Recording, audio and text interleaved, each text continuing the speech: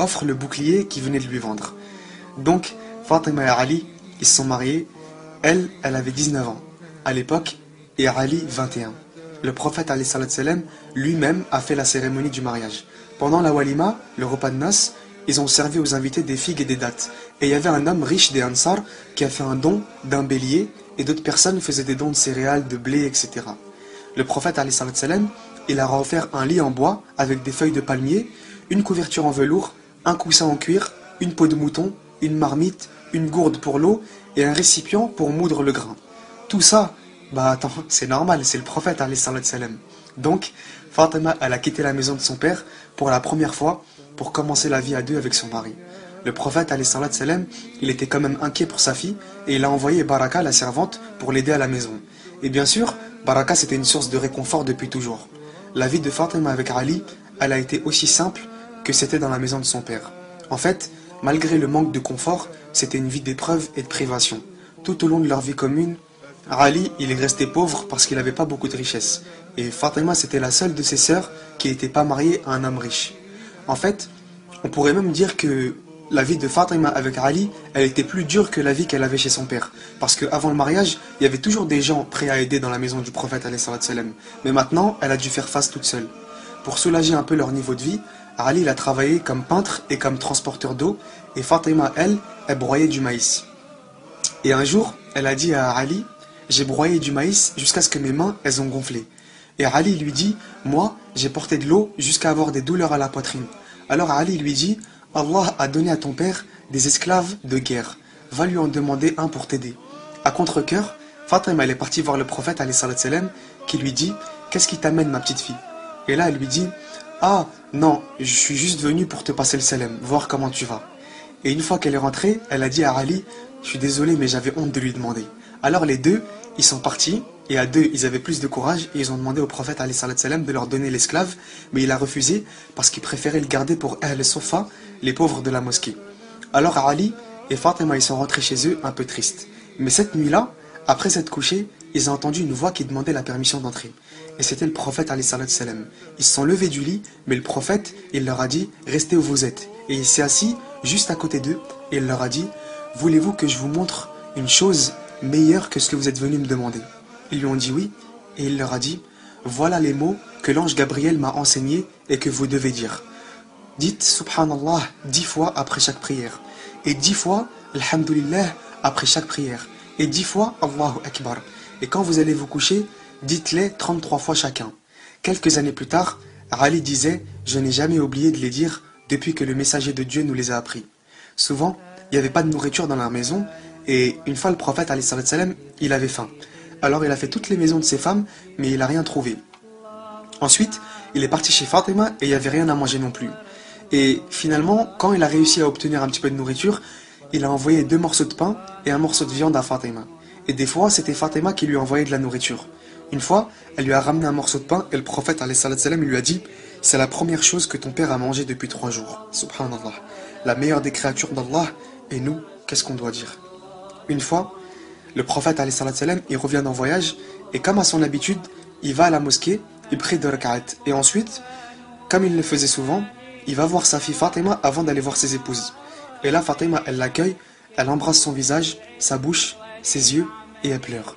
Et le prophète alayhi salam, il lui dit, pourquoi tu pleures?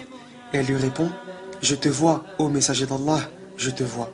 Tu as le teint jaune, tu es pâle, et tes habits sont très usés.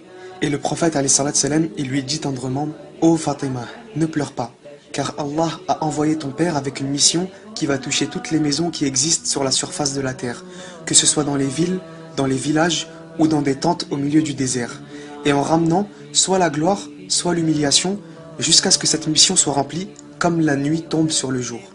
Fatima, elle est finalement revenue vivre dans une maison juste à côté de celle du prophète alayhi salam. Cette maison, elle a été donnée par un généreux Ansar qui savait que le prophète alayhi salam se réjouirait d'avoir sa fille en tant que voisine. Ensemble, ils ont partagé les joies et les triomphes, les douleurs et les privations. Au milieu de la 2e année après l'hégire, sa sœur Ruqayya, elle est tombée malade de la fièvre et de la rougeole. Et c'était peu de temps avant la grande bataille de Badr. Donc Uthman, son mari, il est resté à son chevet et il a raté la bataille.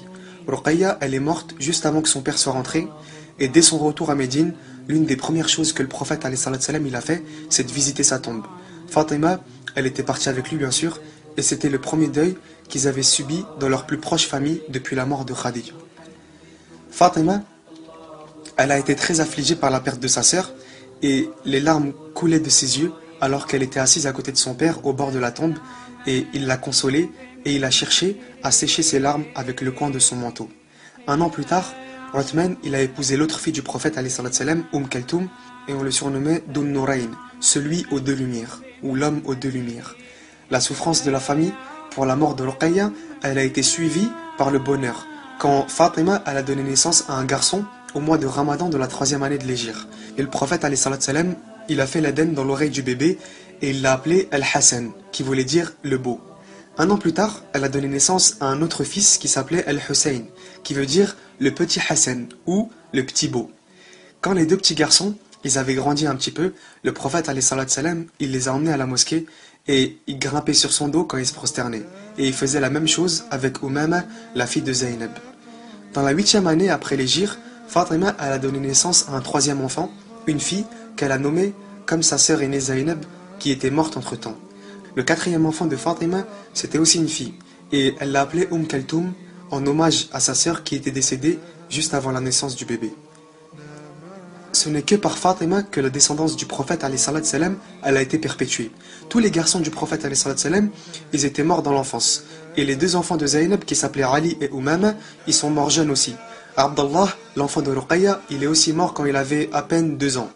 Donc, ça, c'est une raison supplémentaire pour que le respect et l'amour du prophète alayhi salam envers Fatima y soient forts.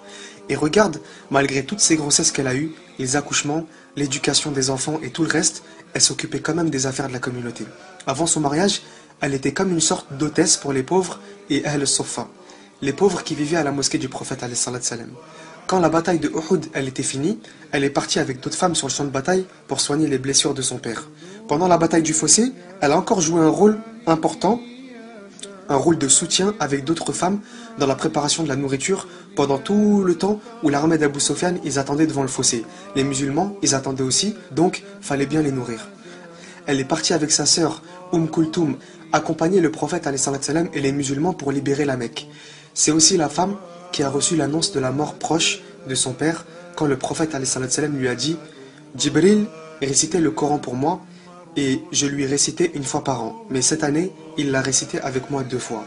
Je ne peux pas m'empêcher de penser que mon heure est venue. » Suite à ça, le prophète alayhi salam, il est tombé gravement malade et ces derniers jours, il les a passés chez Aïcha. Et quand Fatima est venue lui rendre visite, Aïcha, elle laissait le père et sa fille seuls ensemble.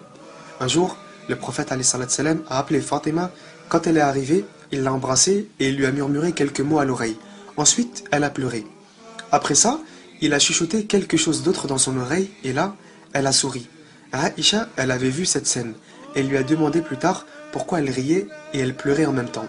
Et Fatima lui a dit, il m'a d'abord dit qu'il allait rencontrer son Seigneur après un court moment et j'ai pleuré. Puis il m'a dit, ne pleure pas car tu seras la première de ma famille à me rejoindre. Donc, j'ai souri. Peu de temps après, le prophète alayhi salam est décédé et Fatima avait énormément de chagrin et depuis ce jour, on la voyait souvent pleurer. Un matin, au début du mois de Ramadan, un peu moins de 5 mois après la mort de son père, Fatima s'est réveillée bizarrement heureuse et pleine de gaieté. Dans l'après-midi de ce jour, elle a appelé Selma bint Umays qui la cherchait et elle lui a demandé de l'eau et elle a pris un bain.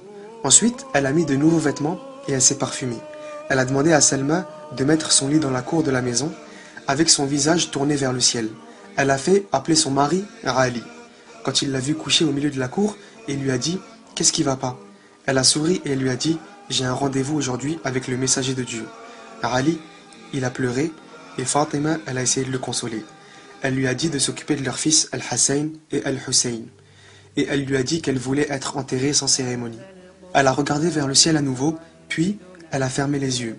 Son âme est sortie et elle est partie honorer le rendez-vous qui l'attendait. هذا ما أعلم والله أعلى وأعلم سبحانك اللهم وبحمدك أشهد أن لا إله إلا أنت أستغفرك وأتوب إليك والسلام عليكم ورحمة الله وبركاته